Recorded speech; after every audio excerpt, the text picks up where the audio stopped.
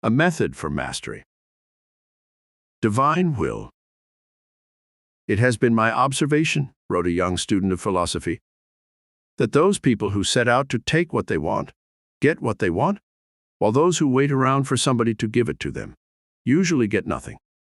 How can you possibly expect to achieve mastery over events unless you attack those events?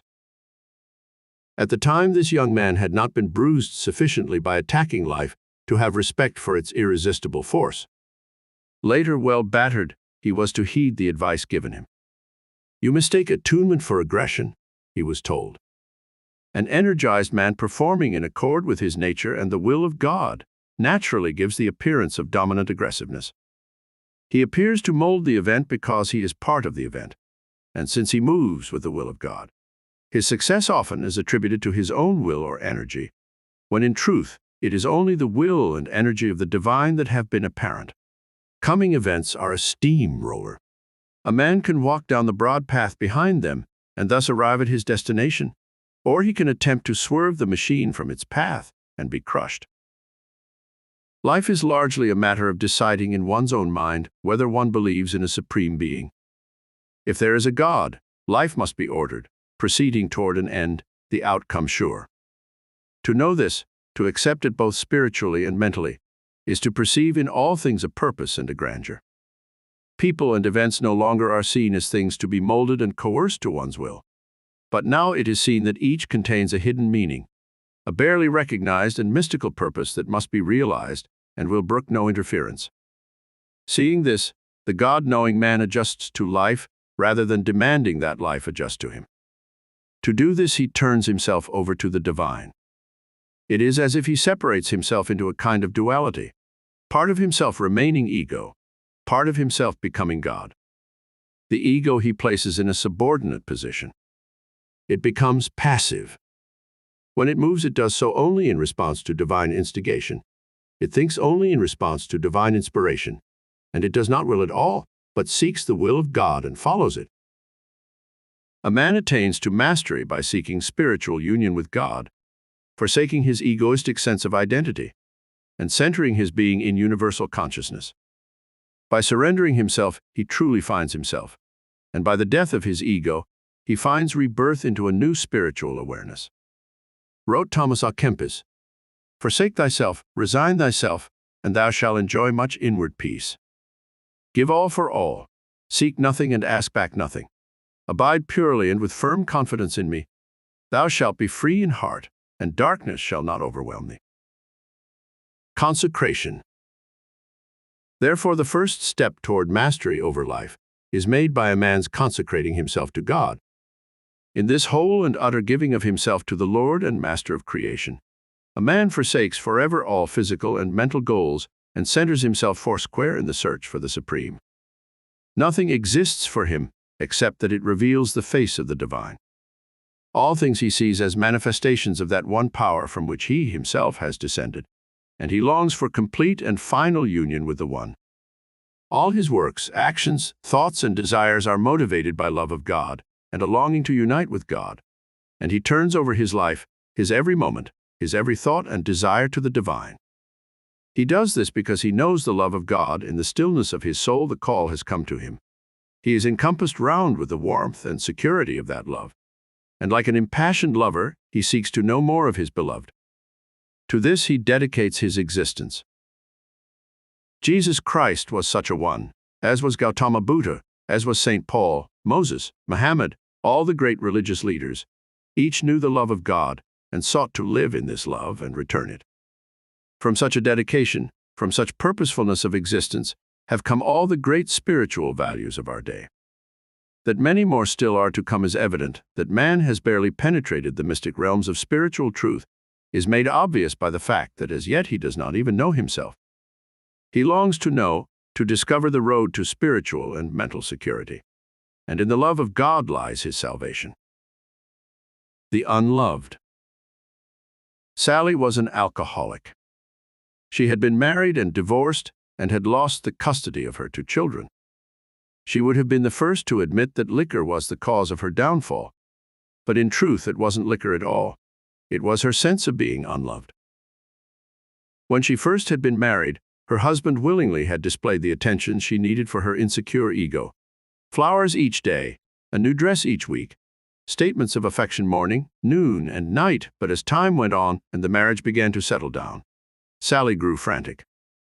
She was sure her husband didn't love her. She became jealous of his business, his associations, his hobbies, his interests. Each seemed to belittle her somehow, to draw love away. When the children came, she sought at first to find in their childish dependency the affection she needed. But here, too, she was disappointed. She began drinking in the afternoons, soon discovered that alcohol stilled the gnawing ache of loneliness and insecurity. Shortly, she was drinking in the mornings also. Before long, she scarcely was drawing a sober breath.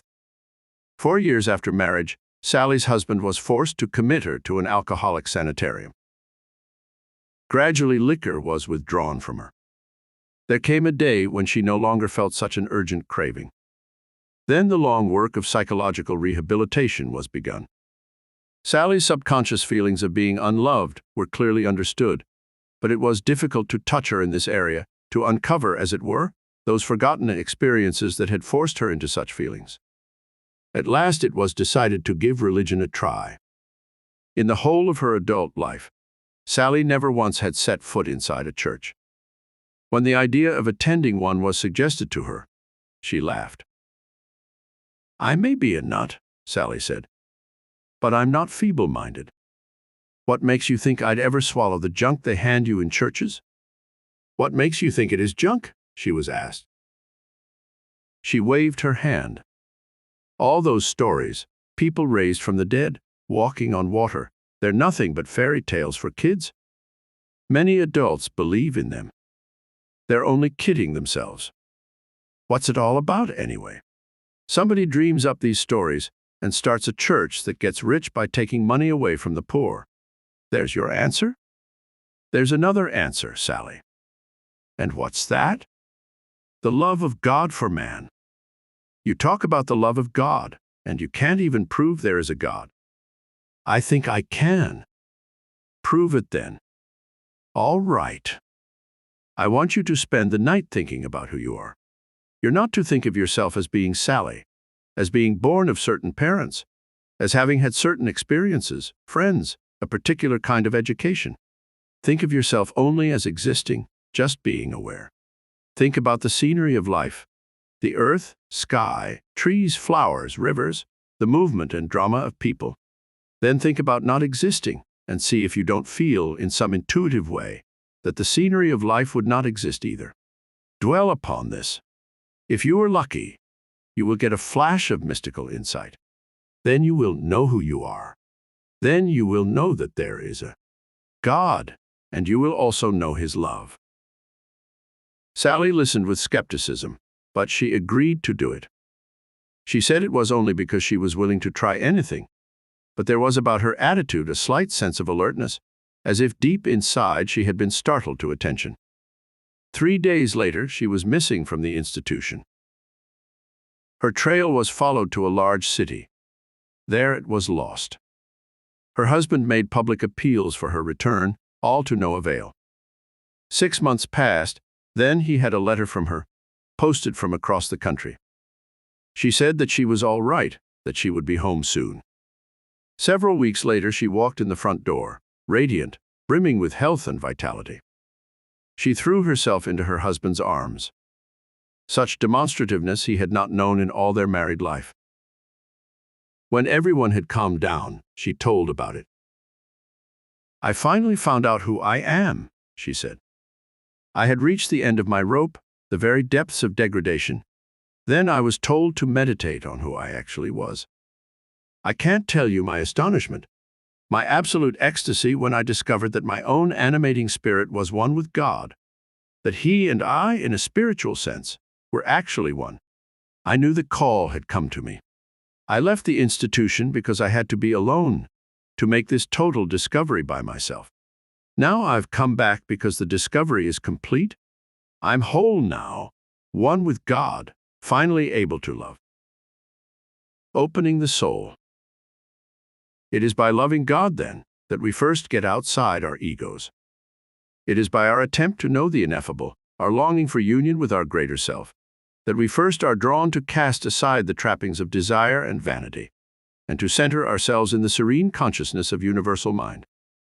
As we love the divine, we come to know the divine, and as we come to know him, the time rapidly approaches when we completely surrender our lives to him.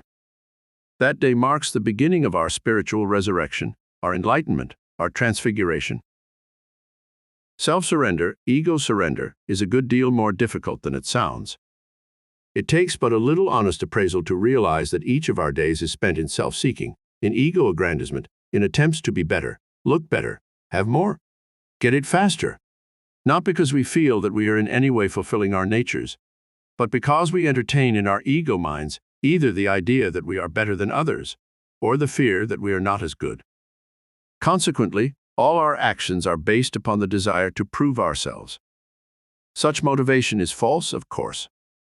If we have glimpsed the outlines of a vaster picture, a greater meaning, then we must be willing to put aside all our goals and vanities and hurts, and give ourselves entirely and completely to that which seeks to express itself through us. Once we have made this decision, taken this stand irrevocably, the veil at once begins to lift. The way and the wayfarer. This consecration, this giving of one's life, one's very self to the divine, is much more than just a mental movement, an intellectual seeking towards something higher and greater. It is an entire opening of the soul to the penetrating powers of the Supreme. It is an emotional, loving, joyful self-giving, one made as much with the heart as with the mind and will.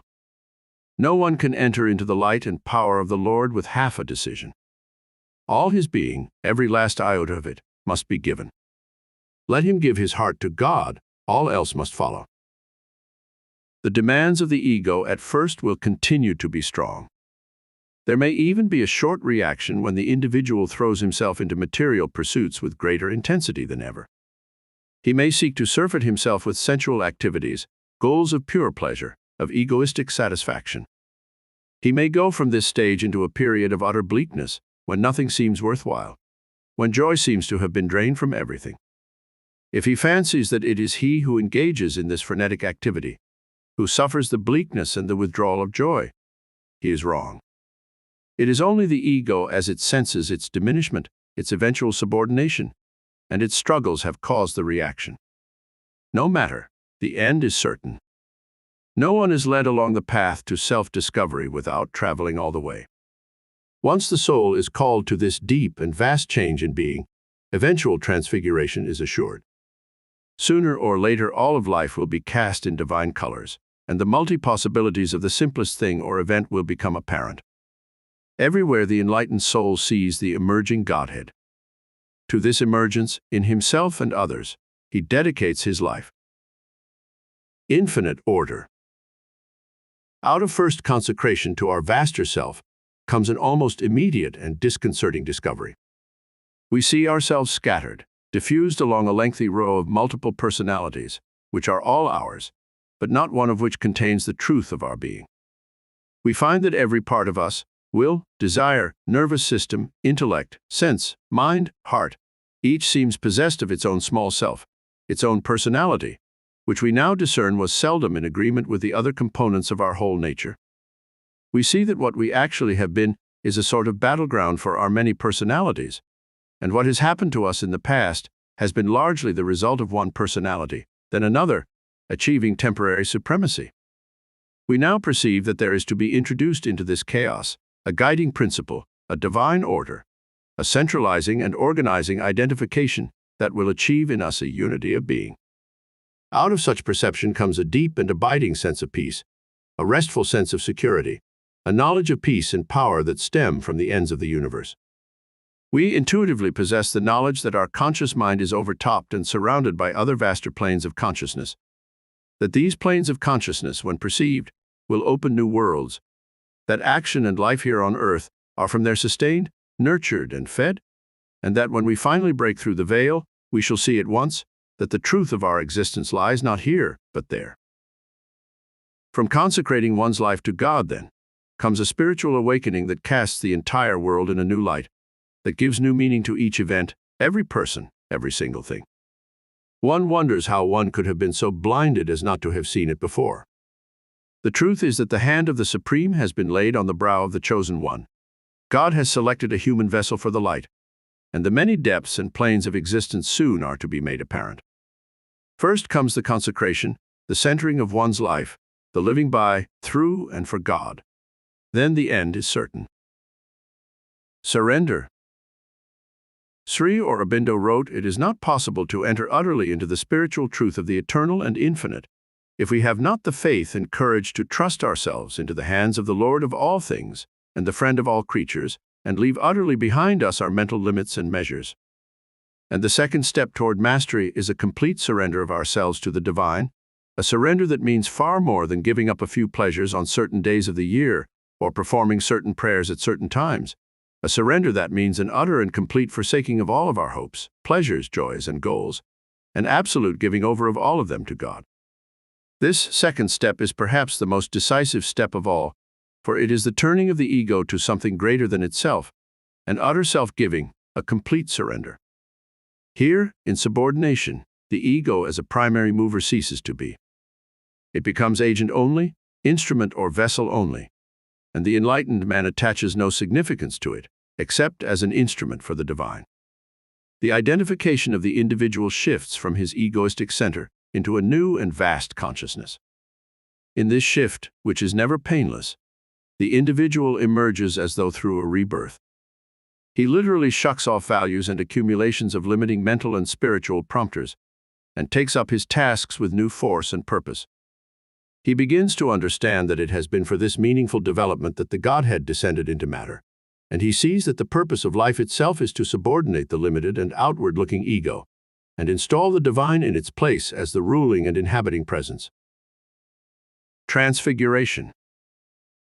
There now is accepted a complete surrender of one's capacities to the divine, so that the sense of the individual as the doer and worker begins to disappear. The enlightened man perceives that it is God himself who is the doer, who is also the task to be done.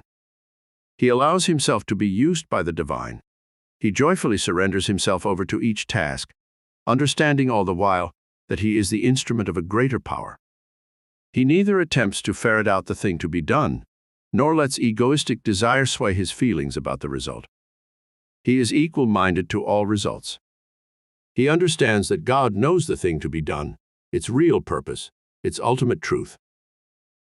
Surrender of the ego to its Lord and Master effects a complete transformation of the limited mental and spiritual life into a large outpouring of energy, will, and purpose, which descends into the individual from universal mind.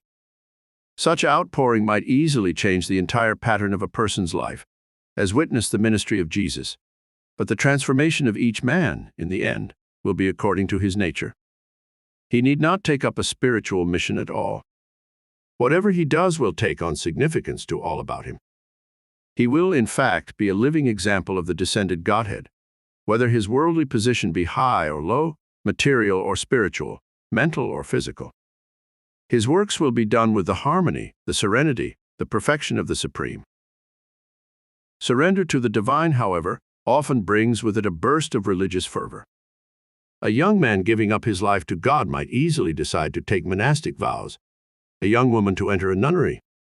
But this first flush of emotional outpouring usually passes and leaves the individual in the same profession as before, infinitely more capable, however. As in the case of Arjuna of the Bhagavad Gita, the enlightened man pursues a life dictated by his nature, but that life takes on a new and highly charged significance. Crisis and solution. David was a gunner's mate on board a United States destroyer during wartime. His ship was part of a task group escorting a landing force. As dawn broke the day of the landing, enemy planes appeared out of the east and began crashing into American ships. This was one of the first wholesale suicide plane attacks of modern warfare. From atop his gun mount, David viewed the approaching planes and felt his first real fear. While most of the attack was focused against the transports, a number of planes veered off toward the escort vessels. David's gun was ordered to begin firing. Hugging the water as they came in toward David's ship, the planes kept themselves in line with the transport vessels. To fire at them, American ships had to risk hitting each other. The captain of David's ship dared not fire his big guns. Only machine guns, David's was one, engaged the approaching planes. When they were about a mile off, I knew we were going to be hit, David said later. We were putting up a stream of fire, but they came right through it, just as though they were charmed. Then, when the first plane was maybe 200 feet from the ship, it veered and headed directly for my gun. It bore in. Orange dots flashed along the leading edge of the wing as machine guns fired. It loomed across the sea, blotted out the sun. I prayed. I screamed at the top of my lungs for God to take my soul. Then the world exploded. David recovered consciousness nearly 2 weeks later.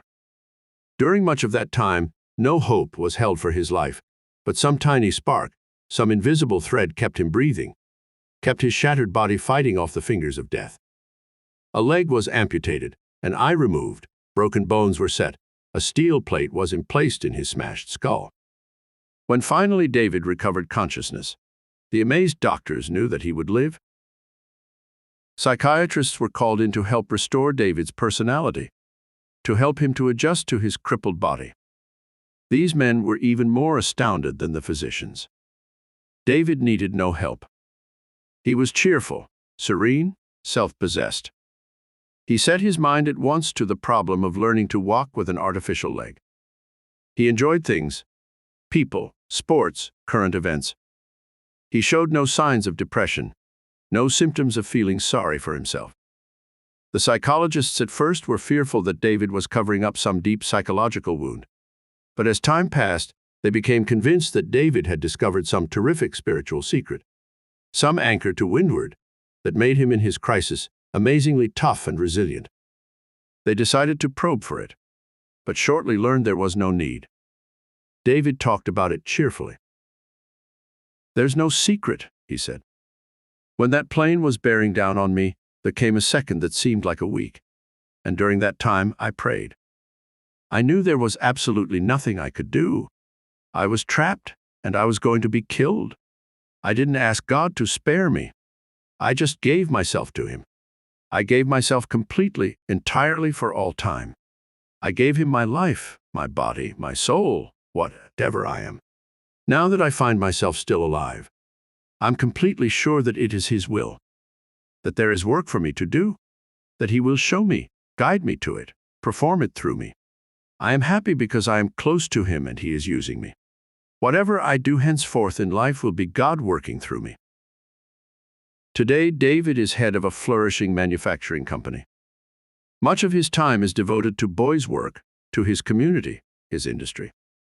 He is loved and respected. The path taken. The one free will in the world is the divine will, and the true import of this fact is understood only by one who has surrendered his life to God. In this surrender, in this absolute giving of himself, a man is made one with the will of the eternal and arrives at true freedom. He discovers that the divine will is not something foreign to himself, but rather that he is a part of it, is in a deep and mysterious sense actually all of it. This divine will he understands as being different from his conscious mental will.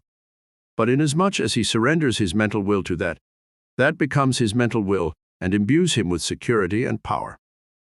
Surrender also brings with it a knowledge of spiritual goals, to live and act in God and not in the ego, to be perfectly equal to all events and to all persons, and to allow all action to develop under the impulsion of the divine will and not from any egotistic desire.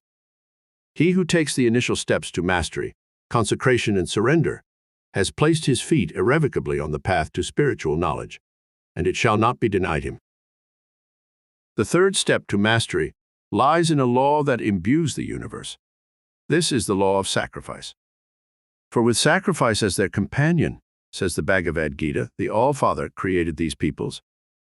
The intrinsic nature of being is that each separate existence is compelled to give, to contribute. A toll is exacted from each of us as we cross over the causeway of life, whether we like it or not, whether we give it willingly or not. If we fight against this toll, if we protest and harangue the heavens over the injustice of it, we do not alter it one jot. We only destroy our emotional balance and warp our vision of the truth. Sacrifice is imposed by the divine as a seed of redemption, of illumination, for by it we place the ego in proper relationship to its creator, and the truth of things begins to emerge. Acceptance of the law of sacrifice is practical recognition by the individual of a supreme being, a greater power, a divine plan. It is the final step by which the ego liberates itself from the delusion of its separate existence, of its independent being.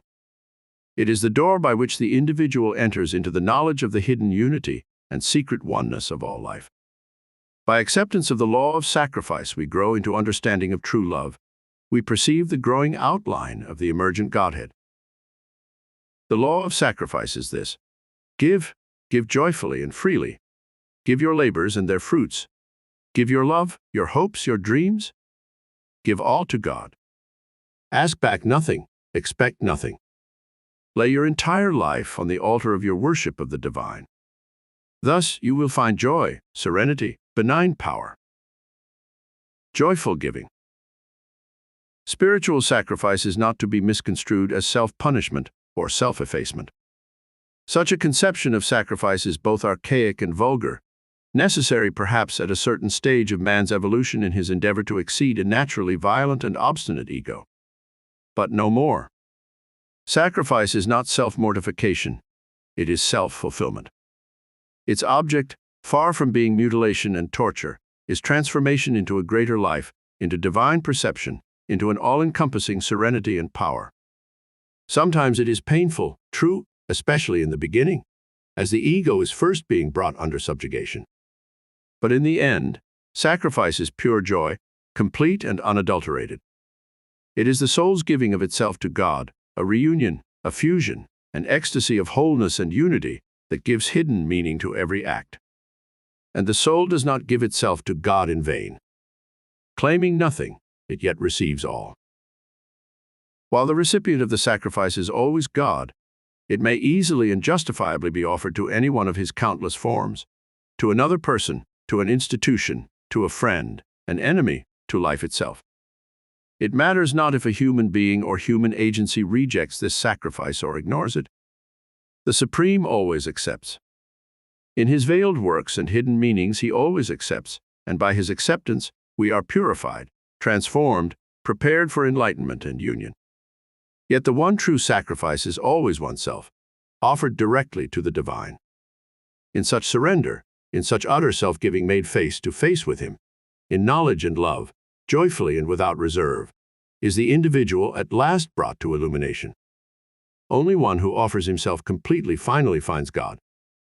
Only one who utterly renounces the ego and its desires ultimately attains to the Supreme. Only one who musters resolve to make of his entire life a sacrifice stands at last in the light and love of the divine. Sublimation.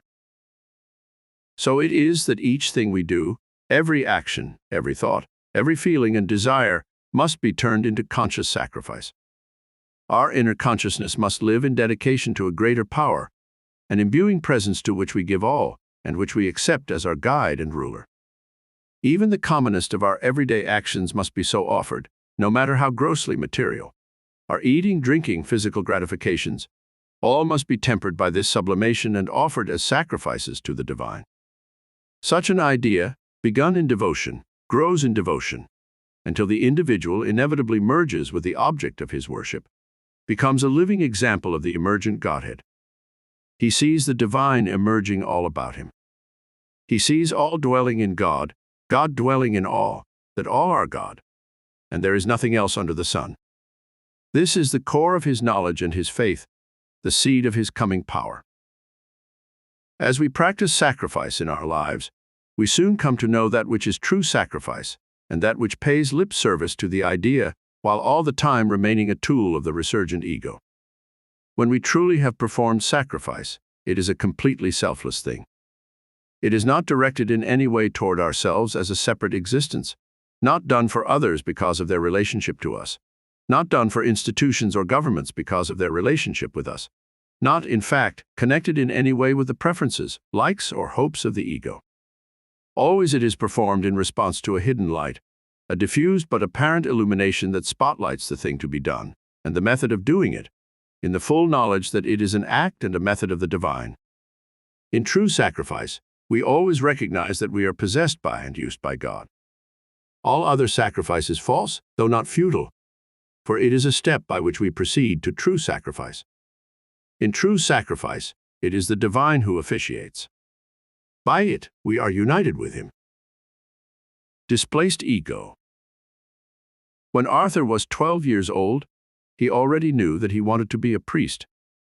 In the eyes of his parents as well as the priesthood, he had the calling. He was a gifted boy, excelling in his studies and possessing a highly inquisitive, speculative turn of mind.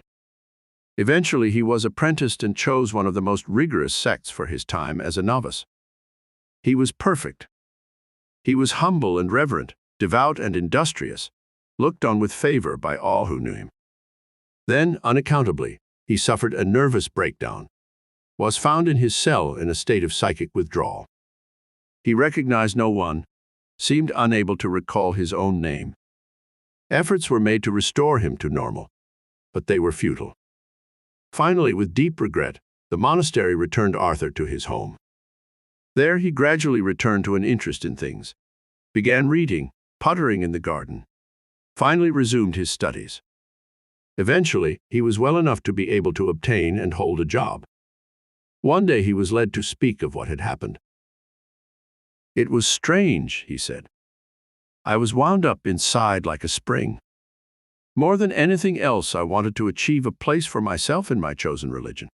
I knew I was gifted. I had won enough honors to realize that. I felt I could go high, clear to the top. In a manner I cannot quite account for. I felt there was no stopping me. I thought I was destined for success. Now I see I merely had a severe case of swelled head." "What happened to change your mind?" he was asked. "I don't really know," he said. "I kept thinking of all the things I had to do, of how good I had to be. I kept thinking of all the people who had made it before me, of all those who had tried, all those who were trying at that moment. Without my quite realizing it, a feeling of futility began to come over me. Such a feeling I never had experienced before. It was like a cold vacuum, devoid of warmth and energy. I felt frozen. I could move, but did not care to talk, but was disinterested. I realized what was going on around me, but I was completely untouched by it. How did this feeling happen to leave you?" "It wasn't exactly that it left me, but more as if it was forced out by the entrance of something else. This something I can only describe as God, a warm, living, joyous presence that came and settled in me, a presence far greater than I, greater than all." "You think that you are possessed by God?" "Yes. I think I truly have found myself in him. My being is in him, even as I know he is in me." "What about the bleakness, the coldness that you knew before?" "That, I believe, was brought about by the death of my selfish self, a kind of false identity that wanted to take everything and give nothing, that wanted fame, honor, and position to add to its vanity. Since it refused to give, refused to sacrifice something of itself to the Almighty simply made a compulsory sacrifice of all of it. When it disappeared, a void was left.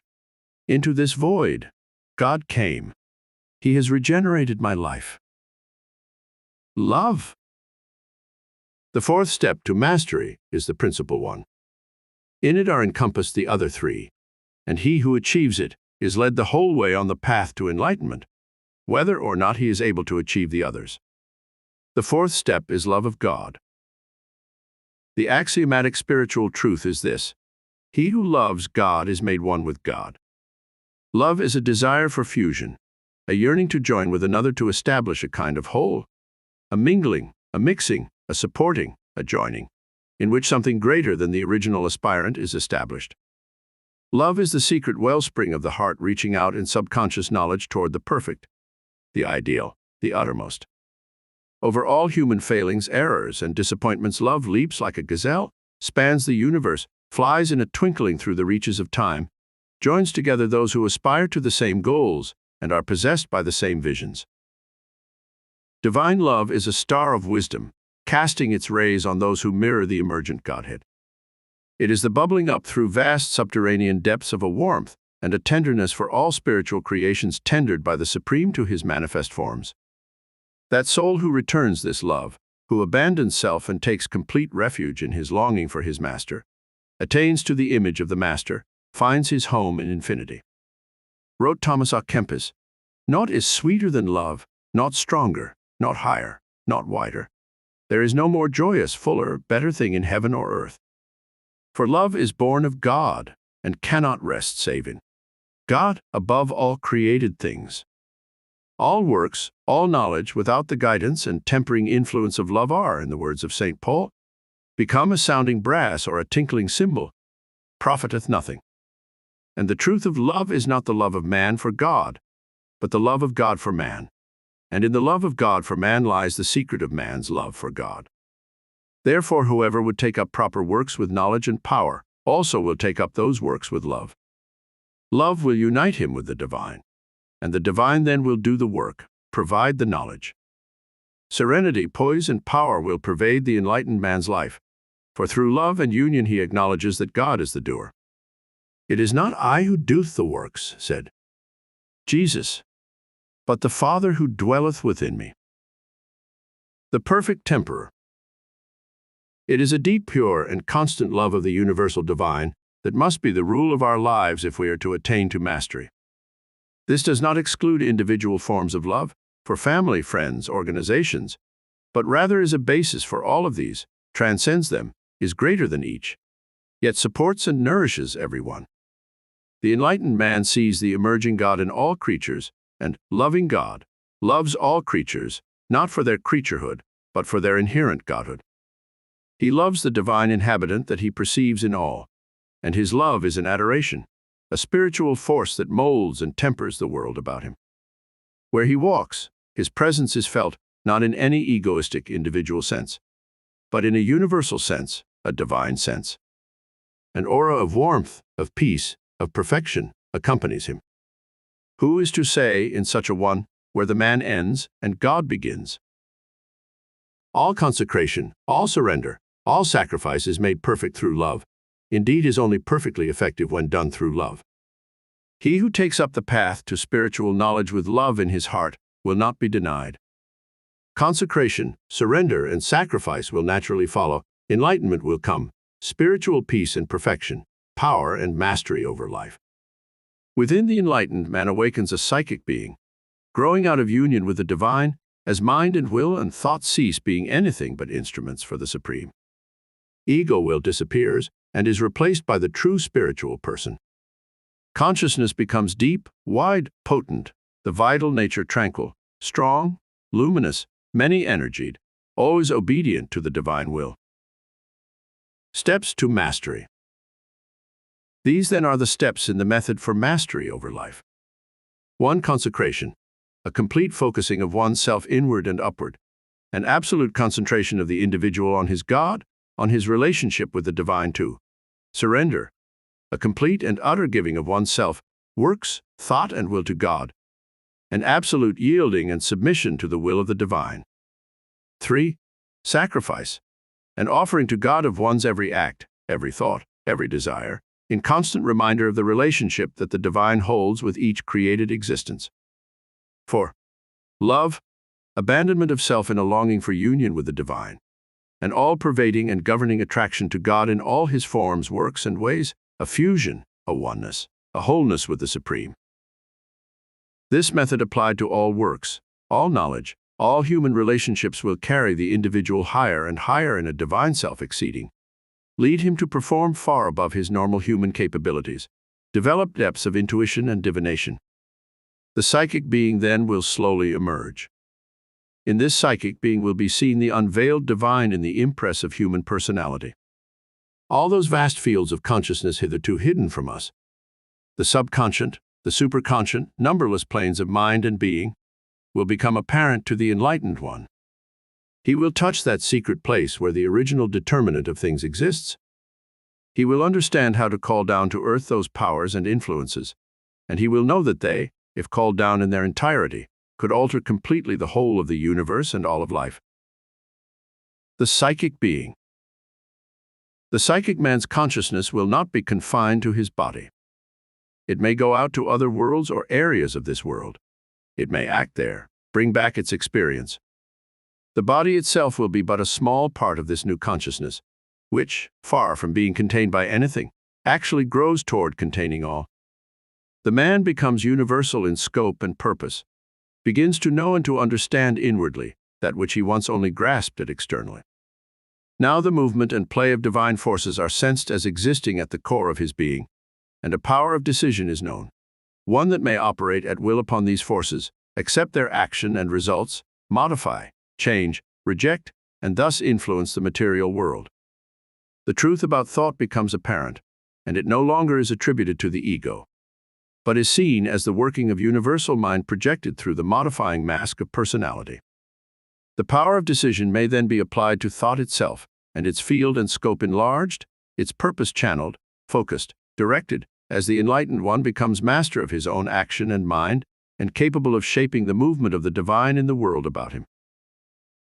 He detects the origin of all things, of himself and all others, of matter and energy and form, and he perceives that the flow and surge of such forces through him constantly are urging him to rise to ever greater planes of perception, higher regions of consciousness.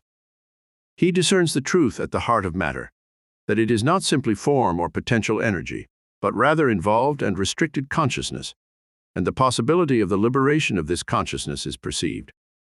Thus the infinite potentiality of each thing is fully understood at last. Spiritual destiny. Such is the end of transfiguration, complete enlightenment, spiritual mastery. All depends on the psychic awakening of each of us, the completeness of our response to the divine, our growing surrender. This path has been trod before, is, in fact, well worn. Preceding us have been the great avatars of history: Jesus, Buddha, Confucius, Muhammad, Moses, Lao Tzu, and many quiet ones whose works and power in the world have been equally important. Theirs has been the torch to bear. Many of their teachings have been misconstrued, sometimes deliberately warped, yet their message rings clearly down the centuries. Man has within him the power of his own liberation, a divine consciousness, a universal mind. Such is his destiny that one day there will appear upon the earth a race of super beings, mental and spiritual giants, possessed of undreamed of psychic powers. A divine force is at work and has chosen the moment for this super being to appear. Such men already have been upon the earth, are making their appearance today. Each of us is this latent super being. Each of us can become the avatar, in fact. To that end, live and act in the divine, and follow the 4 steps to mastery: consecration, surrender, sacrifice, and love. 4th meditation. I acknowledge the existence of the divine, and I dedicate my life to him. I focus my mind on God each waking moment, seeking his presence, longing to know him. All that I am, my work, my thoughts, my very being, I consecrate to the divine. In him I have my existence. I see his hand in every flower, bush, tree, created thing. The warmth of his presence is everywhere. Into whatever dangers I go, by whatever roads I travel, he is there. He is my comforter and guide. I surrender my life to him, forsake myself, take refuge in the Supreme. No longer will I struggle with the events and forces of the world. I accept them, see them as the divine will working out the thing that needs to be done. I join forces with God by surrendering to him my human hopes and aspirations. I attain ascendancy over my mental and material mind, over my individual ego, by making a sacrifice of all my works, my goals, my thoughts and dreams. I see that all of life is a sacrifice to the divine. Through all the confusion and struggle of ego against ego, he works serenely toward his ultimate purpose. Nothing is lost, nothing destroyed, for in reality there is nothing but God. Upon the altar of his presence, I lay my action, my thoughts, my emotions, my will. By consecration, surrender, by sacrifice of personal will and vanity, I enter into a state of pure adoration for that which is true and eternal. Love grows in me as the ruling passion of my life, for it is my longing to be reunited with my universal self. I know all things by my oneness with them. They are me, I am they. We are fused, united, bound together by divine love.